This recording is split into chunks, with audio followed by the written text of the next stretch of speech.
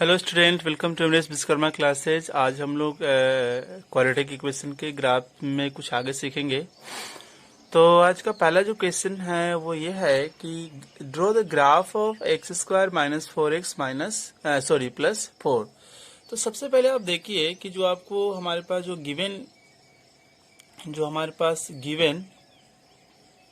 Given polynomial है, तो given polynomial x square minus four x plus four.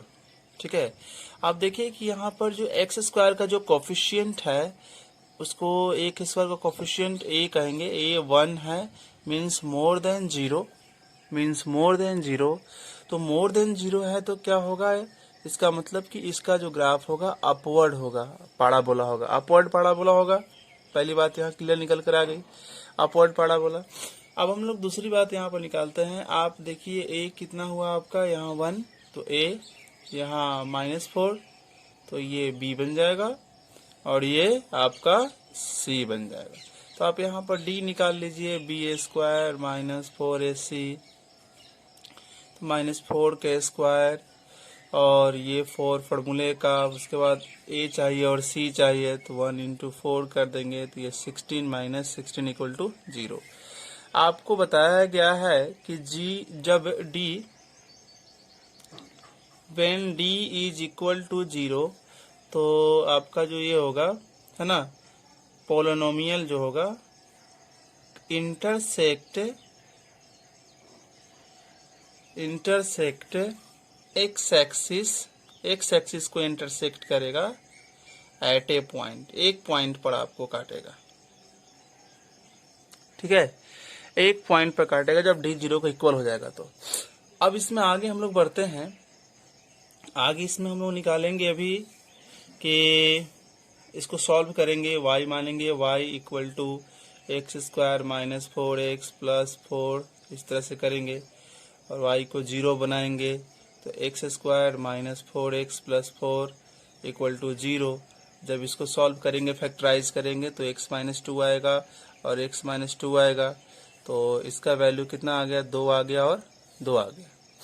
यानी कि एक पॉइंट कितना होगा आपका, दोनों तो सेम है ना, दोनों तो सेम है। तो यानी कि ग्राफ जो है एक्स एक्सिस को किस पॉइंट पर काटेगा, एक्स एक्सिस को जो है ना वो काटेगा पॉइंट, जिस पॉइंट पर काटेगा उसको बोलेंगे 2 0, क्योंकि दोनों सेम है। तो दोनों सेम है तो एक ही पॉइंट होगा। अगर दोनों अलग अलग होता, अगर 2 और 3 होता तो एक पॉइंट पर काटता 2 0 पर, अगर मान लो कि 3 होता तो 3 0 होता। बट यहाँ दोनों सेम है तो कुछ एक ही लेकर चलिएगा, यानी ग्राफ जो है एक्स एक्सिस को 2 0 पर काट रही है। तो ये बात भी निकल कर सामने आ गई और आपने देखा कि अपवर्ड पाराबोला भी होगा, वो भी क्लियर हो गया।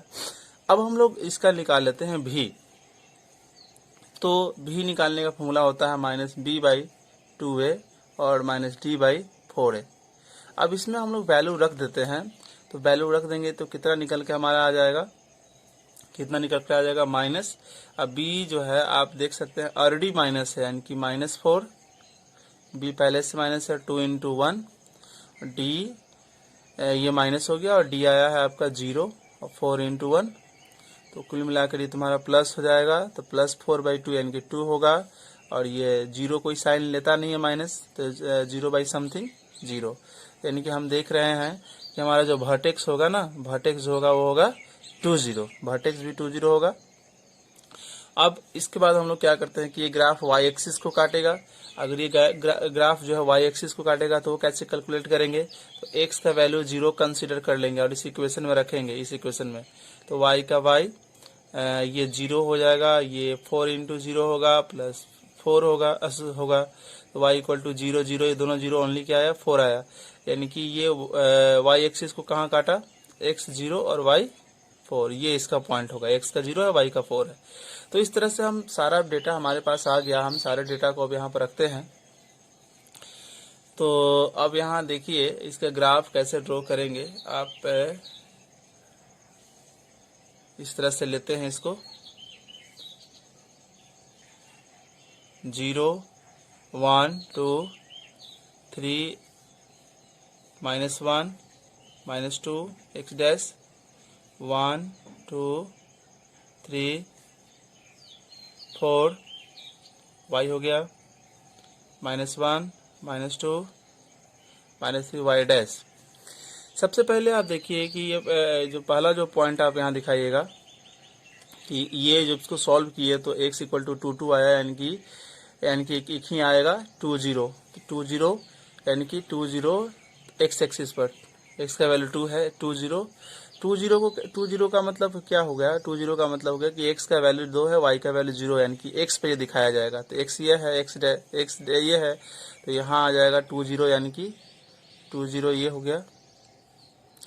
उसके बाद आप यहाँ ध्यान दीजिए कि x0 और y4, x0 y4, यानी कि x का वैल्यू 0, y का 4 दिया हुआ है, तो y पर जाएगा यहाँ पर, तो यहाँ आएगा ये y का 0 और 4, 0 और ये 4 होगा। अब आप इसका वर्टेक्स भी देख लीजिए, तो वर्टेक्स क्या था इसका? वर्टेक्स क्या था? 20, वर्टेक्स 20 था, तो x का 2 y का 0, यानी कि यही रह जाएगा वर्टेक्स। तो ग्राफ का एक एंड जो है इस तरह से जाएगा और दूसरा एंड जो है आप इस तरह से हो जाएगा। तो ये जो ग्राफ आया ये जो होगा कहलाएगा ग्राफ ऑफ x² - 4x + 4 का। अब स्टूडेंट एक और हम लोग क्वेश्चन लेते हैं ग्राफ ऑफ x² - 4x + 5 का।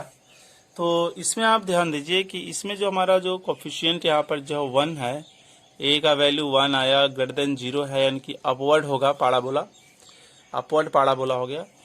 इसके बाद आप क्या कर लेंगे इसका आप a इक्वल टू a की वैल्यू यहाँ पर 1, b की वैल्यू -4, c की वैल्यू 5, आप d निकाल लीजिए b² - 4ac करके, तो -4 के स्क्वायर 4 × 1 × 5 इस तरह से कर लेंगे, तो ये आ जाएगा 16 आ जाएगा, और ये कितना आ जाएगा? 20 आएगा, यानी कि -4 आया, लेस देन 0 आया।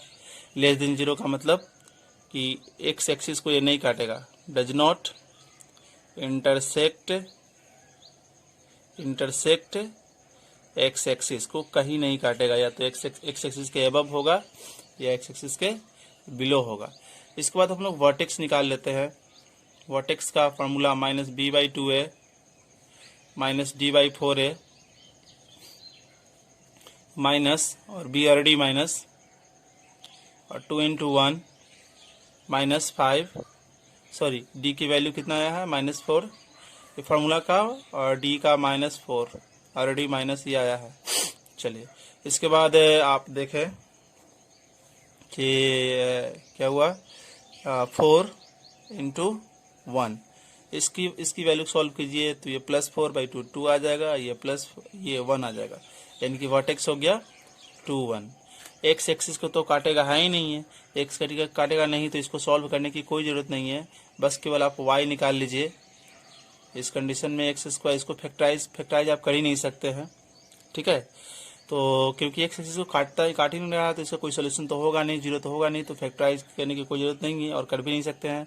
तो सीधे आप क्या करेंगे, x का वैल्यू लेकर खाली ये पता कर लीजिए कि क्या यह ग्राफ y एक्सिस को काट रहा है कि नहीं काट रहा। तो x का वैल्यू 0 ले लीजिए, तो यहाँ से बात क्लियर हो जाएगी। तो इस तरह से आएगा, y की वैल्यू 5, यानी कि 0 तो 5, यस, यानी कि ये जो इक्वेशन है, ये पॉलिनोमियल जो है वो y एक्सिस को काट रही है। अब हम लोग इसका ग्राफ ड्रॉ करते हैं और देखते हैं कैसे इसका ग्राफ होगा।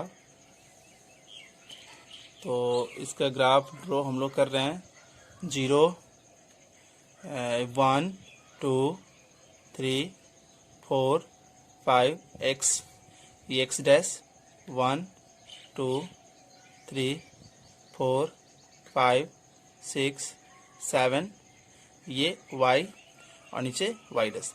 सबसे पहले हम लोग वर्टेक्स ड्रॉ कर लेते हैं। वर्टेक्स क्या है, तो आप देखिए वर्टेक्स जो है हमारा 2 और 1 है।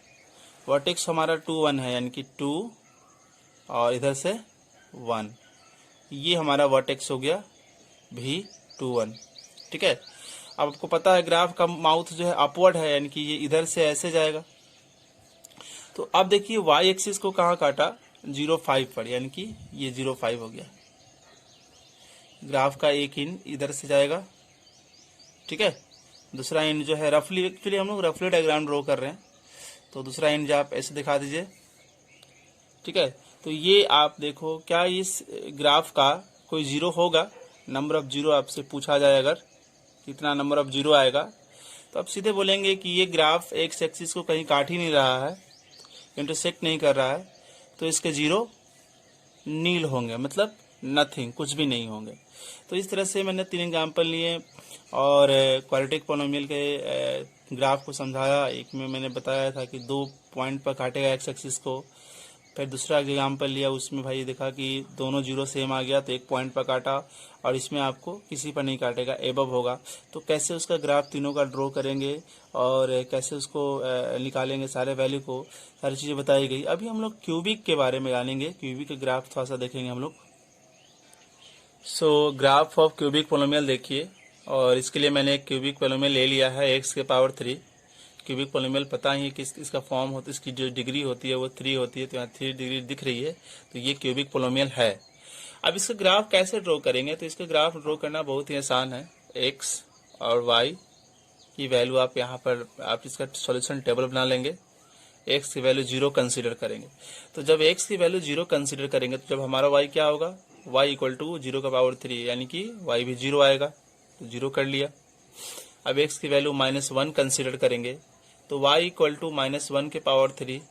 अब -1 को पहले 1 को कितना भी टाइम इंटू कीजिए तो 1 ही रह जाएगा, और माइनस को आप ओड टाइम, ये ओड है ना, ओड टाइम कर रहे हैं तो माइनस आएगा, ठीक है। इसके अलावा अगर हम इसका वैल्यू 1 कंसीडर कर लेते हैं तो 1 कंसीडर करेंगे तो y इक्वल टू आएगा 1 का क्यूब, दैट मीन्स 1 आएगा, ठीक है। तो ये 3 वैल्यू काफ़ी है ग्राफ को ड्रॉ करने के लिए। तो पहला आपका पॉइंट जो ग्राफ पर हम लोग दिखाएंगे, यानी कि हमारा यहाँ पॉइंट्स क्या बन गया, हमारा यहाँ पॉइंट्स जो बन गया वो 0 0 हो गया पहला, -1 हो गया सेकेंड, और थर्ड जो पॉइंट हो गया जिसको हम लोग प्लॉट करेंगे ग्राफ पर वो 1 1 हो गया। तो अब इसका ग्राफ हम लोग ड्रॉ करते हैं, और ग्राफ को देखिए कैसे बनाएंगे। 0 ओरिजिन हो गया वो x, x dash, y, y dash, ये 1 2 3 4, 1 2 3 4, -1 -2 -3 -1 -2, दैट इज -3। सबसे पहला पॉइंट जो आप देखिए जो हमको प्लॉट करना है ग्राफ पर वो 0 0 है, तो यहाँ आ जाएगा 0 0, ये होगा आपका। हमें दिखाना है 0 0, फिर आपका 1 -1 को प्लॉट करना है, फिर 1 1 को प्लॉट करना है, तो 0 0 तो यहाँ आ जाएगा, ये हो जाएगा 0 0। अगर हम इस पॉइंट का नाम ए दे देते हैं तो ये आपका ए हो गया। फिर है -1 तो ये -1, ये -1 और ये -1 है यहाँ पर, ये -1 अगर हम इस पॉइंट का नाम बी दे देते हैं तो ये मैंने बी कर दिया। फिर 1 1 और ये 1, ये 1 1 हो गया, सी कर दिया। तो यहाँ से ग्राफ ऐसे चलेगा और यहाँ से ग्राफ आपका ऐसे चलेगा। तो आप क्या देख रहे हो कि इसका ग्राफ के बारे में क्या बोलेंगे कि नाइदर स्ट्रेट लाइन, ना तो स्ट्रेट लाइन है नॉर पाराबोला, ना तो ये पाराबोला है। तो the graph of cubic polynomial is neither straight line nor parabola, ठीक है। तो इस तरह से हम लोगों ने तीनों पोलिनोमियल के ग्राफ को जाना समझा। फिर इसमें हम टॉपिक में आगे बढ़ते हैं अभी। सो स्टूडेंट, अभी हम लोग ये जानने की कोशिश करेंगे कि relation between the zeros and coefficient of a quadratic, यानी कि क्वाड्रेटिक पोलिनोमियल। क्वाड्रेटिक पोलिनोमियल के जीरो और कोफिशिएंट के बीच में क्या रिलेशन है, अगर हम यहाँ अगर एग्जांपल के थ्रू समझाने की कोशिश करें तो जैसे मान लीजिए कि मैं क्वाड्रेटिक इक्वेशन पोलिनोमियल ले रहा हूँ x² + 7x + 12, ये मैंने ले लिया। तो मैं इसको फैक्टराइज करूंगा तो x + 3 आएगा और x + 4 आएगा, ठीक है। अब इसको 0 पता करूंगा तो ये x = +3 है, तो ये माइनस बन जाएगा और ये आपका प्लस बन जाएगा। इसका कोफिशिएंट कौन कौन हो गया, इसका कोफिशिएंट हो गया आपका, कोफिशिएंट की अगर हम बात करें तो 1 कोफिशिएंट x² का, इसका कोफिशिएंट 7, और यहाँ कोफिशिएंट हो जाएगा आपका कांस्टेंट टर्म का 12, कोफिशिएंट ये हो गया, और 0 ये हो गया। क्या इनके बीच में कोई रिलेशन है क्या इनके बीच में कोई रिलेशन है? बिल्कुल है। इन दोनों को आप इनके बीच में रिलेशन है इनके बीच में और इनके बीच में रिलेशन हम लोग शो करने जा रहे हैं, तो उस रिलेशन को हम लोग देखेंगे। ठीक है, तो एक बात तो क्लियर हो गई कि जैसे हमारे पास कोई क्वाड्रेटिक पोलिनोमियल है, हमारे पास कोई क्वाड्रेटिक पोलिनोमियल है ax square plus b x plus c, है ना, और हमने मान लिया कि लेट इट हैज 2 जीरोज। मैंने मान लिया कि इसके 2 जीरो हैं, अल्फा एंड बीटा। इसके 2 जीरो हमने मान लिया कि अल्फा है और बीटा है। तो अल्फा और बीटा है तो हम फिर कैसे लिखेंगे, x square plus b x plus c को लिखा जाएगा एक्स प्लस अल्फा पहला फैक्टर, और दूसरा एक्स प्लस बीटा, ऐसा होगा। और यहाँ कोई कांस्टेंट हम कंसीडर कर लेंगे। ठीक है, यहाँ कोई कांस्टेंट हम कंसीडर कर लेंगे, क्योंकि यहाँ देखो इंटू होगा तो एक्स स्क्वायर आएगा, एक्स स्क्वायर के साथ एक्स स्क्वायर आएगा, और साथ में इंटू होगा तो आपका के एक्स स्क्वायर हो जाएगा। तो ये और ये इक्विवेलेंट हो जाएगा। ठीक है, तो अब यहाँ देखो, इसको सॉल्व करो थोड़ा सा, x square plus b x plus c, ये के, इससे इंटू करो दोनों में, तो एक्स स्क्वायर ये बीटा एक्स हो गया। अब नीचे से आ जाओ, सॉरी, अब यहाँ से आ जाओ और यहाँ से आ जाओ, तो अल्फा एक्स और alpha into beta, alpha beta.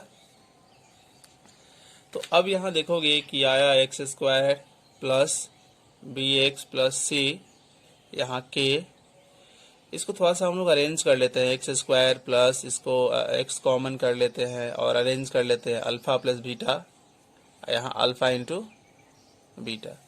तो x square plus b x plus c into कर दीजिए कि x square plus x alpha plus beta, यहाँ के यहाँ भी किया आएगा, के से इंटू इसमें भी और इसमें भी, तो यहाँ भी किया आ जाएगा, तो ऐसे आ जाएगा। फिर यहाँ के से हो जाएगा तो के अल्फा बीटा। अब हम लोग क्या करते हैं, कंपेयर करते हैं, कंपेयर करेंगे। तो यहाँ देखो एक्स स्क्वायर का कोफिशिएंट के है और यहाँ पर ए है, दैट मीन्स के इज इक्वल टू ए। अब यहाँ देखो एक्स का जो कोफिशिएंट यहाँ पर जो है, ठीक है, एक्स का कोफिशिएंट बी है और एक्स का कोफिशिएंट ये और ये दोनों है, तो के alpha plus beta equal to coefficient यहाँ पर बी है। कांस्टेंट टर्म देखो यहाँ पर के अल्फा बीटा है और यहाँ पर कांस्टेंट टर्म सी है, तो यहाँ पर अल्फा प्लस बीटा कितना आ गया, बी भाई, यहाँ से के हटेगा तो डिवाइड में होगा, तो alpha plus beta equal to b by, alpha plus beta equal to b by क्या हो जाएगा, बी बाई ए। ठीक है, बी बाई ए, और यहाँ अल्फा इंटू बीटा कितना हो जाएगा, सी बाई के होगा, तो alpha into beta equal to c, और के का वैल्यू क्या है आपका, ए है। यहाँ एक चीज हम लोग ध्यान देते हैं कि जब हम जीरो क्या माने हैं, जीरो हम माने हैं अल्फा और बीटा ना, जीरो जब अल्फा और बीटा माने हैं, तो यहाँ पर हमको क्या करना पड़ेगा थोड़ा सा, कि जब अल्फा और बीटा जीरो मानिएगा तो ये जो वैल्यू होगी ना, यहाँ निगेटिव में आएगी, यहाँ निगेटिव में आएगी, तो यहाँ भी निगेटिव, यहाँ भी निगेटिव, तो यहाँ यहाँ अगर आप चाहें निगेटिव कर दीजिए तो ये वैल्यू भी यहाँ निगेटिव आएगी, तो कुल मिलाकर जो कोफिशिएंट भी ये निगेटिव होगा, तो यहाँ माइनस के आएगा, तो यहाँ -1 बन जाएगा, और बाकी सारा इक्वेशन जो है सही है। ठीक है, तो यहाँ जब हम अल्फा बीटा मानेंगे जीरो ना, तो यहाँ आपका कोफिशिएंट जो हो जाएगा उसका, ये इसका जो फैक्टर जो बनेगा एक्स माइनस अल्फा होगा और एक्स माइनस बीटा होगा। तो फिर इस तरह से सारी चीज़ें सॉल्व करेंगे, तो अल्फा प्लस बीटा की जो वैल्यू निकल कर आ गई, अल्फा इंटू बीटा की वैल्यू निकल कर आ गई। ये जो अल्फा प्लस बीटा है इसको बोलते हैं sum of zero, sum of zero बोलते हैं। और इसको क्या बोलेंगे, इसको बोलते हैं प्रोडक्ट ऑफ जीरोज। तो एक चीज़ तो क्लियर हो गया कि सम ऑफ जीरो निकालना होगा, सम ऑफ जीरो निकालना होगा मीन्स अल्फा प्लस बीटा निकालना होगा। तो होगा फार्मूला माइनस बी बाई ए, या इसी फार्मूला को आप ऐसे भी लिख सकते हैं कि माइनस, और बी क्या है आप बी, ये बी क्या है, आप बी को देखिए वो एक्स का कोफिशिएंट है, तो यहाँ लिखा आएगा कोएफिशिएंट ऑफ एक्स, और ए क्या है, ए जो है वो एक्स स्क्वायर का कोफिशिएंट है, तो यहाँ लिखेंगे कोफिशिएंट ऑफ एक्स स्क्वायर। यहाँ साइन देख लीजिएगा, बाई मिस्टेक ऐसा हो गया बट मैंने सुधार दिया उसको। तो sum of zero alpha plus beta minus b by a, और इसी को आप ऐसे भी लिख सकते हैं coefficient of x upon coefficient of x square. उसी तरह से जो सेकेंड हुआ प्रोडक्ट ऑफ जीरो यानी कि alpha into beta that is equal to c by a. अब आप देखिए सी क्या है, सी यहाँ पर कांस्टेंट है, कोई वेरिएबल नहीं है, तो constant term upon coefficient of x square. तो इस तरह से दो वैल्यू हम लोगों ने अभी सीखा है। और एक चीज यहाँ पर और याद रखेंगे, थर्ड जो वैल्यू है कि क्वाड्रेटिक इक्वेशन को जब हम सॉल्व कर रहे थे तो हमारा जो आया था k into x minus alpha और x माइनस बीटा, ये आएगा, प्लस में नहीं आएगा। और इसको जब हम लोग सॉल्व कर रहे थे तो bx प्लस सी के और एक्स स्क्वायर आएगा, और इसको इंटू करने पर एक्स स्क्वायर और बीटा एक्स, फिर यहाँ से आई है इस तरह से, तो अल्फा एक्स और minus minus plus alpha beta. तो ये क्या है, अब इसके लिए मैं लिखूंगा क्वाड्रेटिक पोलिनोमियल। और यहाँ पर k एक्स स्क्वायर यहाँ कॉमन कर लिया जाए एक्स को, और इसको अरेंज कर लिया जाए, या माइनस कॉमन कर लिया जाए और अरेंज कर लेते हैं, तो ऐसे आएगा ये वैल्यू, और अल्फा और बीटा। तो एक चीज़ यहाँ से ये भी क्लियर हो गया है कि क्वाड्रेटिक पोलिनोमियल निकालने का फार्मूला आपको निकल जाएगा, k इंटू के कोई कांस्टेंट होगा, x square minus x into ये क्या है, ये इसके लिए आप लिख सकते हैं sum of zeros plus product of zeros. तो तीसरा फॉर्मूला यहाँ पर निकल कर आ गया।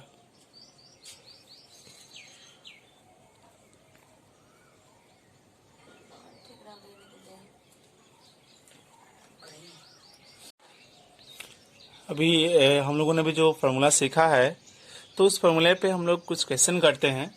Find zero and verify the relationship between zeros and coefficient. तो सबसे पहले इसका जीरो बताना है और उसके बाद इसके जीरो और कोफिशिएंट के बीच में रिलेशनशिप को वेरीफाई करना है। तो सबसे पहले इसको जीरो बनाते हैं। तो जीरो कैसे बनाएंगे, तो पहले इसको जीरो के लिए इक्वेट करेंगे, है ना, it is equal to zero, ऐसा करेंगे सबसे पहले। अब देखो ये क्वाड्रेटिक पोलिनोमियल है और इसको फैक्टराइज करने के मेथड आपको पता है, मिडिल टर्म को स्प्लिट करके फैक्टराइज करते हैं। तो हम इसके लिए डायरेक्ट लिखते हैं, फैक्टराइजेशन पता है आप लोगों को। तो एक्स स्क्वायर ऐसे भी आप देख लीजिए, यहाँ 1 है, यहाँ 8 है, तो आपका हो गया 1 इंटू 8, यहाँ 1 है छिपा हुआ है, 8 है, तो 1 इंटू 8 8 हो गया। अब 8 को इस तरह से फैक्टराइज करो कि ऐड करने पर या सब्ट्रैक्ट करने पर दोनों किसी एक प्रोसेस में ये आ जाए, मिडिल टर्म आ जाए। तो अगर हम इसको 4 इंटू 2 करते हैं, इसका फैक्टराइज करते हैं, तो देखो तो सब्ट्रैक्ट करेंगे तो ये वाला टर्म आ जाएगा। तो यहाँ वाला टर्म 1, यहाँ वाला टर्म 8 इंटू किया तो 8 आया। अब 8 को इस तरह से फैक्टराइज करो कि हमारा बीच वाला टर्म आ जाए, चाहे ऐड करने पर आ जाए या तो सब्ट्रैक्ट करने पर आ जाए।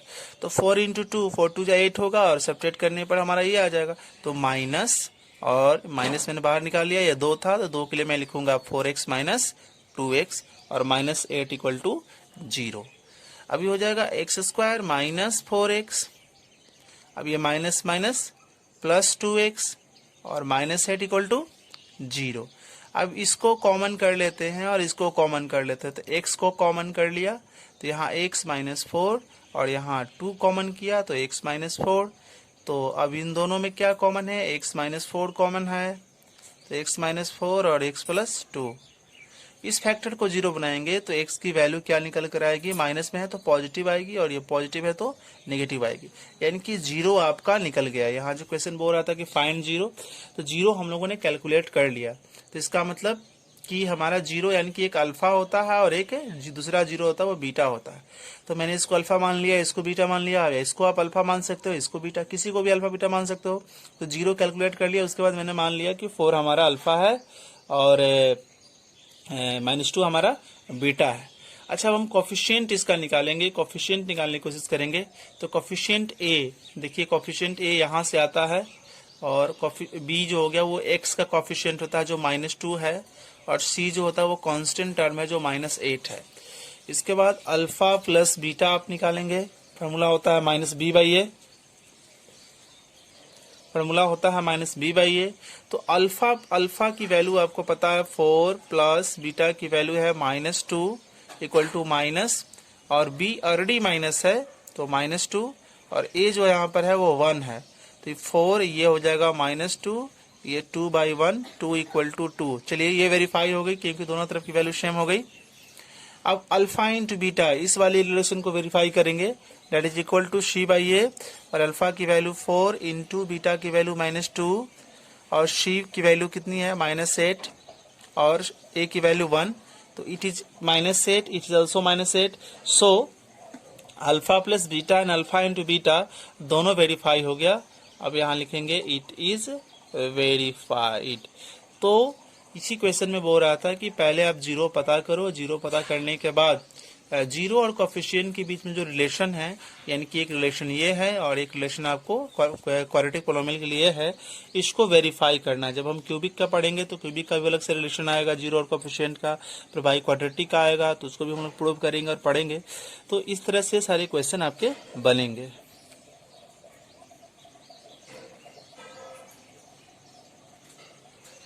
स्टूडेंट एक और क्वेश्चन लेते हैं, 4u² प्लस 8u, इसके भी 0 हमें पता करने हैं और इसके कोफिशिएंट और 0 के बीच में रिलेशन पता करने हैं। तो सबसे पहले हम इसको क्या करेंगे, सबसे पहले इसको हम 0 के इक्वल करेंगे। तो 4u² 8u इक्वल टू 0 करिए। तो ये तो बिल्कुल एग्जैक्टली क्वाड्रेटिक के फॉर्म में है नहीं, x² plus bx plus c term यहाँ पर मिसिंग है, तो आप मिडिल टर्म स्प्लिटिंग से इसको नहीं बना सकते हैं, फिर आप इसको दूसरे मेथड से आप सॉल्व बना सकते हैं। 4u कॉमन कर लीजिए तो u प्लस 2, क्योंकि सारा टर्म रहेगा तभी तो मिडिल टर्म स्प्लिटिंग यूज कर पाएंगे। तो हम ये डायरेक्टली भी दिख रहा है कि कॉमन ऐसे हो जाएगा, तो इसके 2 फैक्टर निकल कर आ गए। एक हो गया 4u इक्वल टू 0 और u प्लस 2 इक्वल टू 0। तो ये 4u का मतलब 4 इंटू यू, तो u कितना हो जाएगा 0/4 यानी कि 0, और इस तरह से इसको भेजेंगे तो ये -2, तो u की वैल्यू निकल कर आएगा 0 और -2, यानी कि alpha, let alpha equal to 0 and beta equal to -2। अब आती है बात की रिलेशन को वेरीफाई करने की। तो यहाँ पर आप देखो कि a यानी कि स्क्वायर वाले टर्म का कोफिशिएंट और b यानी कि पावर 1 डिग्री 1 वाले जो वेरिएबल होते हैं उसकी कोफिशिएंट, और c यानी कि कांस्टेंट, तो यहाँ तो कोई कांस्टेंट है नहीं, कांस्टेंट मिसिंग है तो 0। अब alpha plus beta, alpha plus beta, alpha आपका -b/a फॉर्मूला इसका लगा दीजिए, अल्फा 0 और बीटा -2, तो माइनस और b आपका 8 है और यहाँ 4, देखो ये -2 आएगा और इसको भी सॉल्व करने पर -2 आएगा, तो ये वेरीफाई हो गया। अब इसमें हम लोग अल्फा इंटू बीटा को वेरीफाई करते हैं, c/a, तो 0 इंटू -2 और c is already 0 because constant term is missing in the question, और a आपका 4, तो 0 और 0, so hence the relation between coefficient and 0 है ना is verified now. So this is the way you can find the 0 and you have to show the relationship between zeros and coefficient. तो guys एक और question हम लोग लेते हैं, t² - 15, इसका भी 0 निकालना है और कोफिशिएंट और 0 के बीच में रिलेशन बताना है। तो हम लोग कुछ इस तरह से इसको सॉल्व करेंगे, t² - 15 इक्वल टू 0। यहाँ भी देखो ये एग्जैक्ट ये क्वाड्रेटिक फॉर्म में नहीं है, तो middle term splitting method use नहीं करेंगे, क्योंकि यहाँ देखो ये टर्म है स्क्वायर का टर्म, फिर ये कांस्टेंट है, ये टर्म मिसिंग है, मतलब डिग्री 1 वाला ये है ही नहीं। ठीक है। तो एग्जैक्टली इक्वालिटी के फॉर्म में नहीं है, आप तो इसको ऐसे भी बना सकते हो सिंपली कि ये इसको इस तरह भेज दो तो 15 हो गया, और यहाँ से स्क्वायर हटेगा तो ये पॉजिटिव निगेटिव, और ये 15 परफेक्ट स्क्वायर नंबर नहीं है, तो ये एक इसका वैल्यू एक टी की वैल्यू एक पॉजिटिव √15 आएगी, एक निगेटिव √15 आएगी। तो यहाँ पर देखो लेट अल्फा इक्वल टू √15 और बीटा इक्वल टू माइनस √15। अब आप यहाँ देखो रिलेशन शो कराओ, तो a यानी कि एक्स स्क्वायर का कोफिशिएंट होता है ना a, तो यहाँ पर टी स्क्वायर कोफिशिएंट आएगा, a बन जाएगा। b यानी कि डिग्री 1 वाला जो वेरिएबल होता है ना उसका कोफिशिएंट तो है ही नहीं 0, और c यानी कि कांस्टेंट दैट इज -15। अब alpha plus beta equal to minus b upon a, तो अल्फा √15 प्लस बीटा माइनस √15, और ये 0/1, तो पॉजिटिव निगेटिव कैंसिल 0, ये भी 0। अब अल्फा इंटू बीटा c/a, तो c आपका क्या आ गया, c आ गया √15 इंटू माइनस √15, हियर -15/1, तो माइनस √15 मीन्स √15 का स्क्वायर हो गया, ये माइनस मैंने बाहर लगा दिया, ये 15 स्क्वायर से रूट कैंसिल, -15 इक्वल टू -15, और इस तरह से रिलेशन को वेरीफाई कर दिया गया। सो गाइस आज की वीडियो में इतना ही, अगले वीडियो में हम लोग और इसमें आगे सीखेंगे। Thank you for watching.